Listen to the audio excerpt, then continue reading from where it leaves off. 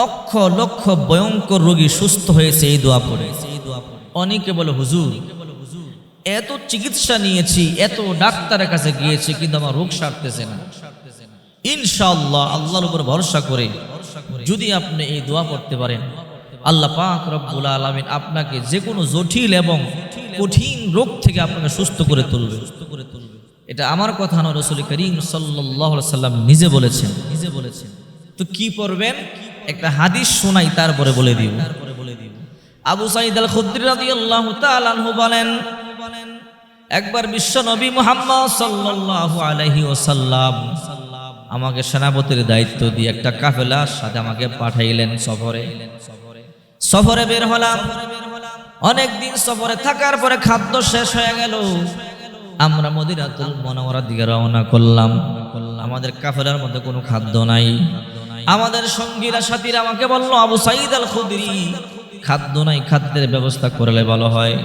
আবু সাঈদ আল খুদরি রাদিয়াল্লাহু তাআলা আনহু বলেন, আমি বললাম তোমরা ধৈর্য ধারণ করো, আল্লাহর উপরে ভরসা করো, দেখবা আল্লাহ পাক রব্বুল আলামিন একটা ব্যবস্থা করে দিবে। আবু সাঈদ আল খুদরি রাদিয়াল্লাহু তাআলা আনহু বলেন, আমরা চলতে লাগলাম। হঠাৎ করে চলতে চলতে অনেক দূরে দেখলাম বিশাল একটা জটলা দেখা যায়। আমি মনে মনে ভাবলাম কোনো গাবলা আছে, না হলে এতগুলো মানুষ একত্রে জড়ো হলো কেন? আমি একটু আগায়া গেলাম। আগায়া যাওয়ার পরে দেখি শত শত মানুষ ভিড় করে আছে, একটা লোক শুয়ে আছে, কয়েকজন লোক মন্ত্রতন্ত্র পাঠ করতেছে। আমি বললাম কি হয়েছে? একজন বলল আমাদের নেতাকে সাপে কেটেছে। তো তোমরা কি পড়তেছো? বলে আমরা মন্ত্র পড়ি। কেন পড়ো? আমাদের নেতাকে সুস্থ করবার জন্য পড়ি। আবু সাঈদ আল খুদরি রাদিয়াল্লাহু তাআলা আনহু বলেন, আমি তাদেরকে বললাম তোমরা এই মন্ত্র কিয়ামত পর্যন্ত পড়লে তোমাদের নেতা সুস্থ হবে না। তো কি করলে সুস্থ হবে? আবু সাঈদ আল খুদরি রাদিয়াল্লাহু তাআলা আনহু বলেন, আমি এমন কিছু জানি, যদি পড়ে তোমাদের নেতাকে দম করে দেই, ফু দিয়া দেই, তোমাদের নেতা সুস্থ হয়ে যাবে। ওই কবিলার লোকেরা বলে, আবু সাঈদ তাহলে তুমি এই কাজটা করো, অর্থাৎ আমাদের নেতাকে ভালো করো। আবু সাঈদ আল খুদরি রাদিয়াল্লাহু তাআলা আনহু বলে, আমি এমনি মাগনা ভালো করব না, আমাকে কিছু দিতে হবে। কি চাও? বলে আমি 30টা ছাগল চাই। ওই কবিলার লোকেরা বলল, আবু সাঈদ তুমি আমাদের নেতাকে যদি ভালো করতে পারো তোমাকে 30টা ছাগল দিব, তাতে আমাদের কোনো আপত্তি নাই। আবু সাঈদ বলে, কথা ঠিক তো? বলে হ্যাঁ। আবু সাঈদ আল খুদরি রাদিয়াল্লাহু তাআলা আনহু কি যেন করলেন, পড়ে ভু দিলেন। মুহূর্তের মধ্যে চোখ বন্ধ ছিল, চোখ খুলে ফেললেন।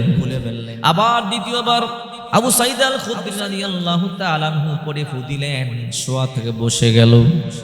আবু সাঈদ বলেন, তৃতীয়বার যখন আমি পড়ে ফু দিলাম, ওই লোকটা বসা থেকে হাঁটা শুরু করে দিল, সুস্থ হয়ে গেছে। ওই কবিলার লোকেরা কথা মতো 30টা ছাগল দিয়ে দিল। আবু সাঈদ আল খুদরি রাদিয়াল্লাহু তাআলা আনহু বলেন, 30টা ছাগল পাই আমরা মদিনার দিকে রওনা করলাম। প্রতিমধ্যে প্রচন্ড ক্ষুধা লেগেছে। সাথীরা বলে, আবু সাঈদ কয়েকটা ছাগল জবাই করে চলো আমরা খাই। ক্ষুধার যন্ত্রণায় মাথা ঠিক নাই, বকরি জবাই করে আমরা খেয়ে ফেললাম। যখন মাথা ঠান্ডা হলো চিন্তা করলাম, আহারে আমরা যে ছাগলগুলো খাইলাম এটা তো কোরআন শরীফ পড়ে আনছি, আমরা কি অন্যায় করলাম তা তো জানি না। শর্মিন্দা হয়ে গেল, লজ্জায় পড়ে গেল। যাই হোক, মদিনাতুল মুনাওয়ারা যাই, বিশ্বনবী মুহাম্মদ সাল্লাল্লাহু আলাইহি সাল্লামের কাছে ঘটনা বলবো। আবু সাঈদ আল খুদরি রাদিয়াল্লাহু তাআলা আনহু বলেন, আমরা মদিনাতুল মুনাওয়ারার মধ্যে প্রত্যাবর্তন করলাম। আল্লাহর পয়গম্বরের সামনে আসলাম। এসে বলি, ইয়া রাসূলুল্লাহ আমরা খাদ্যের সংকটের মধ্যে পড়ে গিয়েছিলাম। ওগো নবীজি, আমরা কোরআন শরীফ পড়ে পড়ে 30টা ছাগল আনলাম, এই ছাগল আমরা খেয়ে ফেললাম। ওগো নবীজি আমাদের কি ভুল হয়েছে কিনা আপনি বলেন। যদি আমাদের ভুল হয় প্রভুর কাছে তওবা করব। পয়গম্বর বলে, আবু সাঈদ কি করে তুমি ফু দিয়েছো? বলে, রাহমাতুল লিল আলামিন সূরাতুদ দোয়া, অর্থাৎ সূরাতুল ফাতিহা। সূরা ফাতিহার আরেকটা নাম হলো সূরাতুদ দোয়া, দোয়ার সূরা। ওগো নবীজি 3বার সূরা ফাতিহা পড়ে আমি ফু দিলাম। ওই চক্ষু বন্ধ ব্যক্তি, অচেতন ব্যক্তি, সাপে কাটা ব্যক্তি সুস্থ হয়ে হাঁটা শুরু করলো। ওই কবিরার লোকেরা 30টা ছাগল দিল।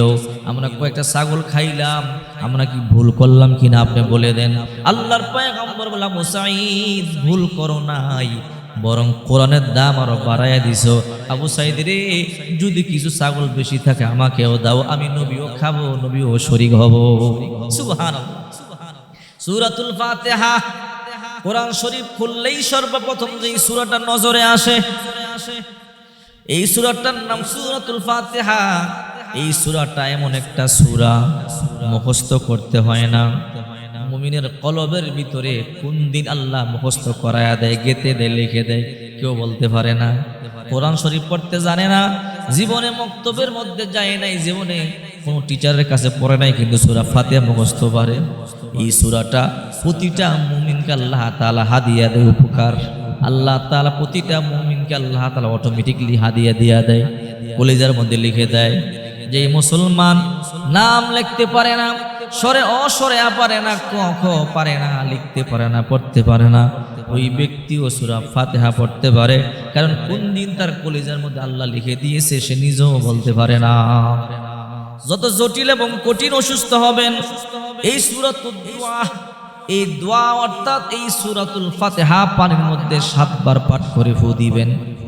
7 বার ফু দিয়ে ওই পানিটা পান করবেন, ইনশাআল্লাহ আল্লাহ তাআলা আপনাকে সুস্থ করে দিবে।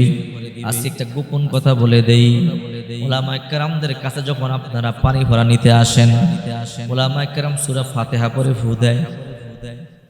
সূরা ফাতিহাকে সূরাতুশ শিফা বলা হয়, সূরা ফাতিহাকে সূরাতুদ দোয়া বলা হয়। এই সূরা রোগ মুক্তির সূরা। রাসূল করিম সাল্লাল্লাহু আলাইহি ওয়াসাল্লাম বলেন, যদি তোমরা অসুস্থ ব্যক্তিকে এই সূরা পড়ে দম করে দাও, ফু দিয়ে দাও, আল্লাহ তাআলা অবশ্যই ওই ব্যক্তিকে সুস্থ করে দিবে। অনেক লক্ষ লক্ষ কঠিন রোগী এই সূরার মাধ্যমে আমল করে করে সুস্থ হয়েছে। লক্ষ লক্ষ জটিল এবং কঠিন রোগীরা এই সূরা পড়ে সুস্থ হয়েছে। এই জন্য মা বোনদেরকে বলবো, অনেকে গোপন রোগে ভুগতেছেন, এই মা বোনেরা যদি সূরাতুদ দোয়া, সূরাতুশ শিফা এই সূরা পাঠ করে করে যদি আপনি আমল করতে পারেন, আল্লাহ পাক রব্বুল আলামিন জটিল কঠিন রোগ থেকে আপনাকে শেফায়ে কামেলা আজলা দায়মা নসিব করবে। জটিল কঠিন রোগ থেকে আল্লাহ হেফাজত করবে।